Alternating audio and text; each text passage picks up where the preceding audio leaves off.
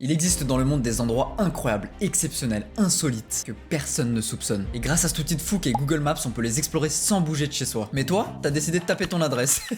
Je t'en veux pas, on l'a tous fait celle-là. Mais c'est pour ça que je suis là aujourd'hui, parce qu'on va explorer 5 lieux de malade mental à travers le monde. Pour ce premier lieu, direction la Namibie, au village de Kolmanskop. C'est une ancienne ville minière qui à l'époque était ultra chic. Les gens se baladaient dans la rue et y trouvaient des diamants. Mais en fait, ce qui s'est passé, c'est qu'une fois les mines de diamants vidées, bah tout simplement, il y avait plus rien à gratter. Donc les mecs, ils se sont tirés. Et voilà, après c'est resté abandonné comme ça. Mais je trouve ça magnifique. C'est vraiment exceptionnel comme endroit. Et puis bah forcément, la nature a repris ses droits. Donc il y a du sable partout. Alors là, mon petit pote, on est sur une petite déco sableuse. Mur couleur sable. Alors pour le sol, je vais partir sur du sable aussi. Et le plafond, latte de lit, ça ira très bien pour moi. Là, frérot, on est sur une petite baignoire avéante, frérot. Par contre, si tu veux faire ton petit gommage, t'es au bon endroit. Alors là, ça te décape, hein, y a pas de souci. Je kifferais tellement aller faire un voyage dans des endroits comme ça ou un petit urbex. Lieu suivant, c'est parti. Et on se retrouve aux États-Unis cette fois, dans la petite ville de Tucson, où on vient y trouver littéralement un cimetière d'avions. Regardez-moi cette dinguerie. Ils sont alignés avec une telle précision. Waouh, il y a des avions de chasse et tout. Ce qui est bien par contre sur Google Maps, c'est qu'on a des petites photos comme ça. Si vous avez perdu votre bagage en soute, peut-être qu'il s'est retrouvé là. Avoir des images comme ça, c'est quand même exceptionnel, hein. En fait, c'est littéralement une maison de retraite pour les avions qui servent plus. Mais je trouve ça vraiment dommage qu'ils en fassent pas un musée, c'est tellement stylé. Et en fait, il est déposé ici parce que de une, c'est un désert, donc il y a de la place. Et de deux, le climat sec ralentit totalement la décomposition. Ah mais attendez, ça va de l'autre côté encore. Oh mais c'est un truc de fou. Allez, on décolle vers le lieu suivant. Et pour ce lieu suivant, on part en Ukraine. Et plus précisément à Pripyat. Une ville fantôme. Waouh, waouh, waouh, waouh. Regardez-moi ce truc de fou. Ici, c'est le paradis de l'urbex. Grand JD, le jour où il clame, s'il arrive là, hein, on se croirait littéralement dans The Last of Us. C'est vraiment les mêmes décors. Et du coup, bah pour l'histoire de ce lieu, Pripyat a été abandonné en 1986 après l'accident de Tchernobyl, la tristement célèbre catastrophe nucléaire qui a tout déglingué sur son passage. L'endroit, on dirait qu'il est resté figé dans le temps. C'est impressionnant.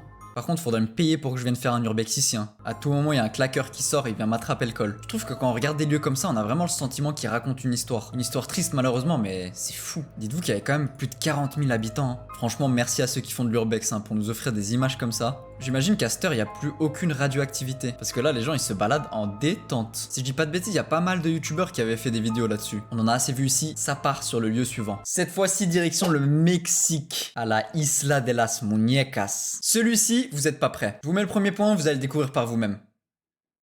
Voilà. C'est ça. C'est littéralement l'île aux poupées. Ceux qui ont vu comme moi le film Chucky quand ils étaient petits, ils savent pourquoi cette île me plaît pas du tout. Non mais regardez-moi ça s'il vous plaît. Qu'est-ce que c'est que ce cauchemar? Déjà une île remplie de poupées, le thème il est pas bon. Mais dites-vous que c'est même pas le truc le plus flippant de cet endroit. La légende raconte qu'un homme aurait trouvé le corps d'une petite fille noyée et qu'après ça dans la rivière il aurait commencé à trouver des poupées flottantes. Alors pour calmer les esprits, il aurait commencé à les accrocher un petit peu partout sur l'île. C'est une folie. Bon après ça c'est la légende. Peut-être que le frérot avait juste un style de déco très personnel. Et en plus, pour rien arranger, vu que les poupées elles sont en plastique, bah avec le temps, le soleil il déteint dessus, ce qui fait bah que ça les crame totalement. Et ça donne des trucs comme ça. Voilà. En tout cas, très sympa l'endroit. Ouais, j'y retournerai. Oh, cette poupée, elle est grave connue. Je sais plus comment elle s'appelle. Je me casse d'ici en vitesse. 5e et dernier endroit, mais pas des moindres. Direction cette fois-ci le Turkménistan. Aux portes de l'enfer.